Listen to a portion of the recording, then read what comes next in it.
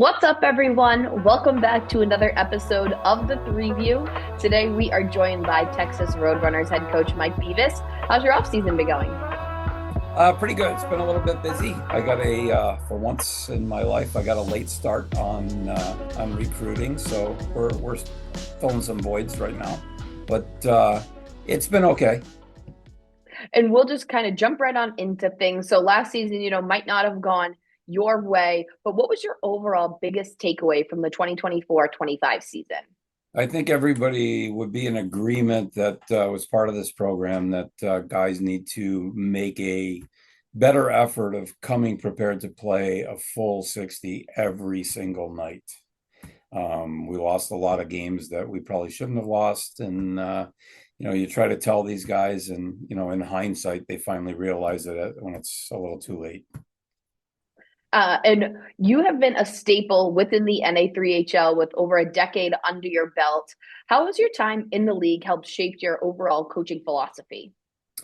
For me, I've been a lifetime tier three guy, right? So it's been the same even through the 3HL when I owned my team and now with the Roadrunners and the past 7 years with the Roadrunners, right? So I think my philosophy's always been the same. It's identify and then develop and then promote, right? So I'm a real, I like to be proactive with any advancement, especially at the college level. So even my guys that walk in the door as 16-year-olds, they get put on that path to college. And, so we're really proactive. We work really hard at it, and we try to set guys up with the level of academics and skill level of hockey and try to find them the right place. And sometimes we even include the right cost, right? So for me, it's always been about the development. I hate to say it, but winning and losing is not everything. But when you get a group of guys that move on to the college level and you do what you're supposed to do, it reflects on you, it reflects on the program, and it makes everything a lot easier. In addition to helping these players, move on to the next step, what has kept you coming back for so many years?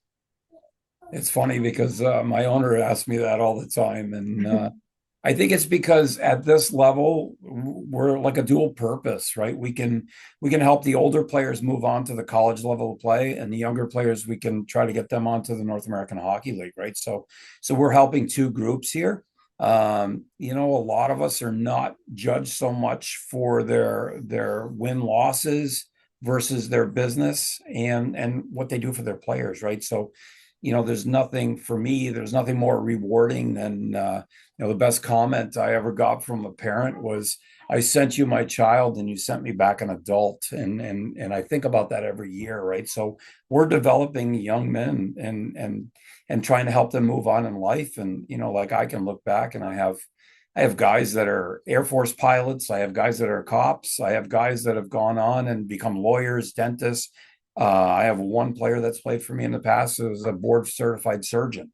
And so a lot of that, it's their futures, right? So, and I love being a part of that. And I think that's what keeps me coming back year after year. And you've touched on the North American Hockey League a little bit. Talk more about your affiliation with the Odessa Jackalopes and how, that relationship helps your players ultimately move on to the next level. Yeah, it's a nice thing to have that affiliate, through ownership, and it does provide a pathway for guys. They still have to have that skill level. Just because they play for the Roadrunners doesn't mean they're going to the Jackalopes. And last year I had players go down and skate with Shreveport and ended up playing in games with Shreveport. And Charlie Blake ended up going on to OU. It's the school he wanted to be at, and he got to go in a year early because of that, right? So, you know, Peter Arvantes saw him skate when he played for Shreveport and called me right up and said, "Can I take him a year early?" Right? So, and I'm all about that, right? If a kid can come to me and he's here a week and moves on, it's fine as long as it's good for the kid, right? So, the Odessa relationship is a really good relationship. Scotty Dewar and I get along really well. And like, I'll call him for advice on players that go through his camp that are asking me about playing for us. And we just talked the other day about a couple of players.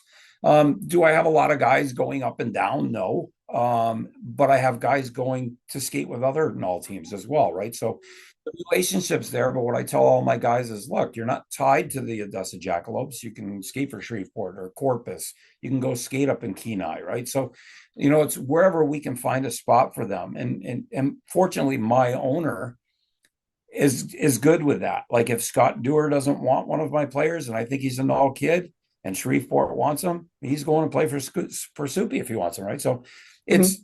it's a really good relationship. But like I've built relationships with a lot of NAHL coaches over the years too.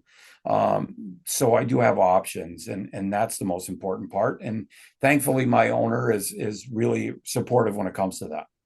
Right. And it's pretty cool, like you just touched on, being in the league for so many years, building those relationships. Not only does it help you get advice or things like that, it helps the players as well. Oh yeah, for sure. It's like I tell all my players, as you go through the hockey ranks and you move up, it's about building your support staff, right? So the ring of people gets smaller and smaller, but your support staff's always there. And I try to get guys to make these connections. And for me, like I have connections that are Hall of Famers, and it's Mhm. like, but I've been involved with this for over 40 years, right? So you build those relationships, and it's you never know when it can help one of your players. Yeah, absolutely. And when we flip up to this upcoming season, you'll be joining the newly formed Southeast Division. Talk more about your team joining this division and how excited you are to, be facing off with some new organizations. I'm really, really excited for it. Tyler in the league office, myself, Danny Smith, Don Stone, and others have worked really hard on this for the past 3+ years, right? And Mhm. and it really came into fruition this year, and we added some teams. I'm excited about it, and we know it's going to expand from here in the future. But at the same time, like for me personally, I'm excited because not to knock on West Texas, but I'd rather go east and see green and other things than desert and dirt, right? So, but at the same time, it's like I love the guys in the South as well, right? So, and we're going to play crossovers with the Brahmas this year. I Mhm. wanted to play crossovers with a few of the teams. It just didn't work at this point, but we're going to try to fix that next year. Mhm. Um, so really excited about it. Two of the teams that came into it are playing in pro rinks, right? So 5,500 seat arenas. It's going to be exciting for guys. I think our travel is going to be a little better. It's going to help the Atlanta team. Mhm. Having Greer come into it is a big plus. I think they're going to do a really good job. South Carolina is a favorite place of mine too, so I don't mind going there to visit. So I've been accused of planning this whole thing out for on vacation too, right? So, but I'm excited. I can't wait to get the season going in the new division, and the only thing it's really doing for the league is eliminating the wild card teams now. So now there's going to be equal numbers, and it's going to make it a little more competitive too. Yeah, absolutely. And when we look at your roster for this upcoming year, what kind of players are you bringing in for this upcoming season to kind of ramp things up and kind of get back where you want to in terms of the standings? For me, if I could pick my perfect team, and it's what I'm kind of looking for now, I'd be looking for four complete lines of grinders. I want blue collar guys that work every day, 200 feet, put everything they got into every single shift. Skill is nice to have, and I do have some high skill guys on my team, but I need those worker bees, and I need them. And like I tell people all the time, the old St. Louis Junior Blues when they were in the CSHL. Like I used to recruit off of that team, and those guys would roll four lines and win championship after championship because over a course of a game, they would just wear people down. And Chris Flogger, their old coach, and I talk about it all the time, right? Flogs was just a guy that was he was just a great guy to have around. He was a great coach, and hopefully we see him back in the 3HL at some point. But like so I just want that worker bee team. And Mhm. it's hard because there's so many teams, there's so many leagues, there's so many guys out there that are just signing and running around like crazy. And I know this has been a little bit of a challenge year for people, as Mhm. far as every league, with players because there's so many teams. But I'm still trying to be picky and look for those guys that I want. And, so I really get into talking with the players and the parents about what kind of a dynamic the kid is. And, but for me, like I do my recruiting is all year round, right? So I'm looking at these guys in September, October, November. Mhm. And I work really hard at what I do. This year I got a late start, but it's just because of a couple different situations that came up. But other than that, yeah, just hardworking guys. I'd rather have blue collar guys than high school guys any day of the week. And in addition to these hardworking players, what other areas are you looking to kind of make adjustments to this upcoming year as well to, bring more success?